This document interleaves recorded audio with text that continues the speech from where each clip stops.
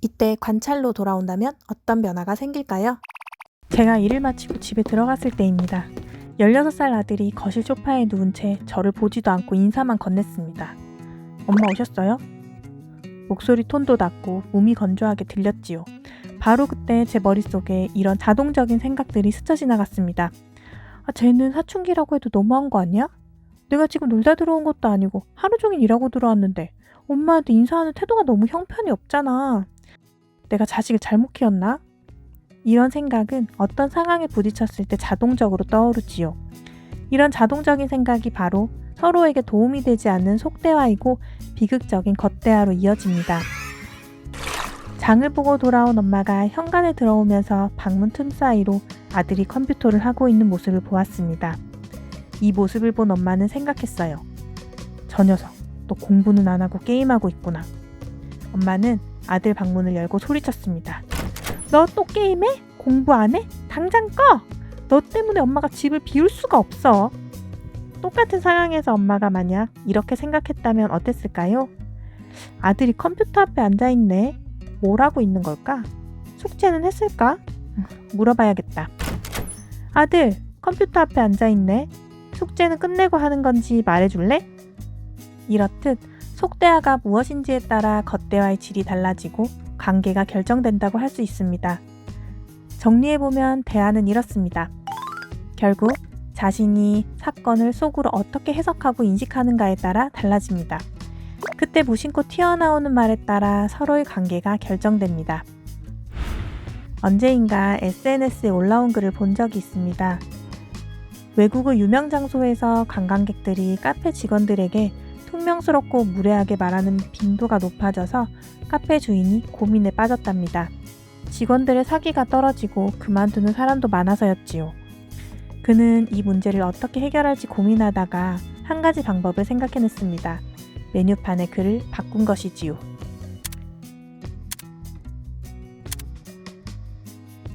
주인의 의도를 알아챈 고객들은 최대한 공손하게 말했고 직원들은 기분이 좋아져 의욕을 되찾았답니다.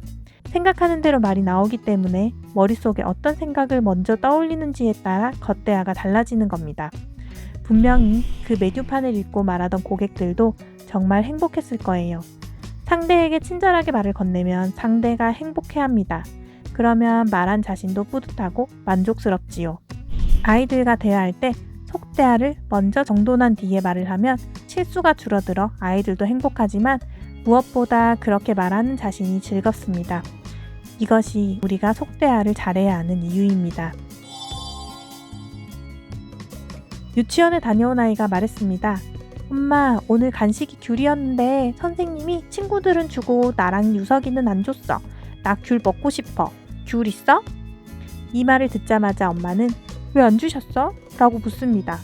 아이가 응? 귤이 5개 있었는데 친구들이 7명이라서 라고 대답하자 엄마는 기분이 상해서 이렇게 말합니다. 뭐야, 선생님이 차별하시네. 유치원에 다녀온 또 다른 아이가 말했습니다. 엄마, 오늘 간식이 귤이었는데 선생님이 나부터 줬어.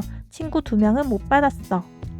아이 말을 들은 엄마가 반응합니다. 왜 2명은 못 받았어? 귤이 부족해서. 이 말을 들은 엄마는 활짝 웃으며 말합니다. 와, 우리 선생님이 우리 아가를 예뻐하시나 보네. 우리는 언젠가부터 겉으로 드러난 현상만 보고 재빨리 판단한 뒤 그것을 진실이라고 믿으면서 대화를 시작합니다.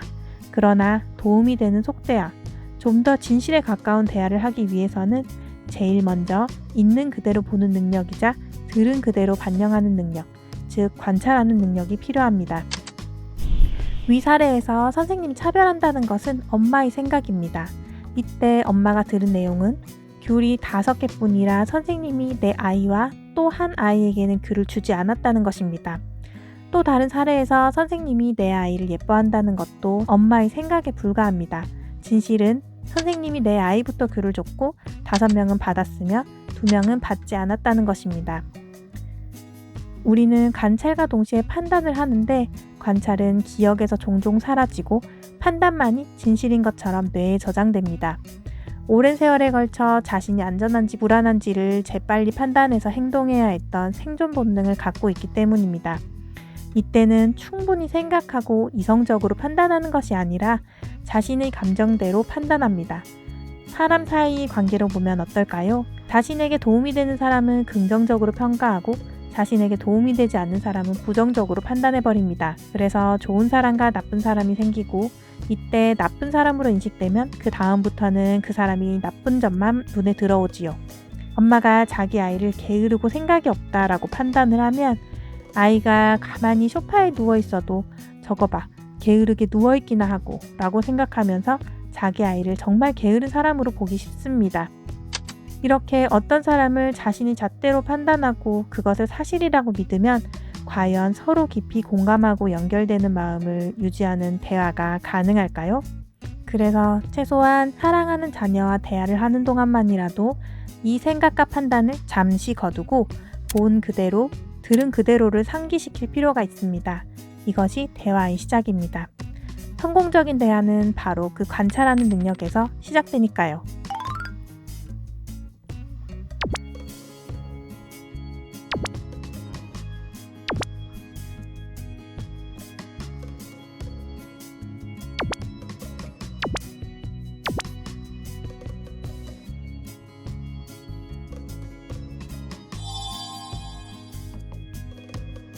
제가 일을 마치고 집에 들어갔을 때 누워서 쳐다도 보지 않고 말로 인사를 건네는 아들을 보면서 저 자식이 뭐가 되려고 저러지?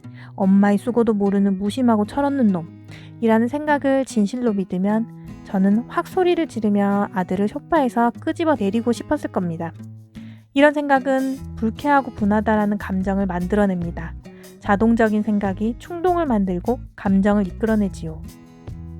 만약 이때 자신의 생각을 알아차리고 관찰로 돌아온다면 어떤 변화가 생길까요? 내가 지금 아들을 향해 커서 뭐가 되려고 저러나 내 수고도 모르는 무심하고 철없는 놈이라고 생각하고 있구나. 잠시만, 내가 본 게 무엇이지? 나는 아들이 소파에 누워서 나를 보지 않고 다녀오셨어요 라고 말하는 걸 들었어. 그 말을 들었을 뿐인데 지금 내 감정은 어떻지? 솔직히 서운하고 힘이 좀 빠져. 아, 이게 내 감정이구나 라는 것을 깨닫게 됩니다.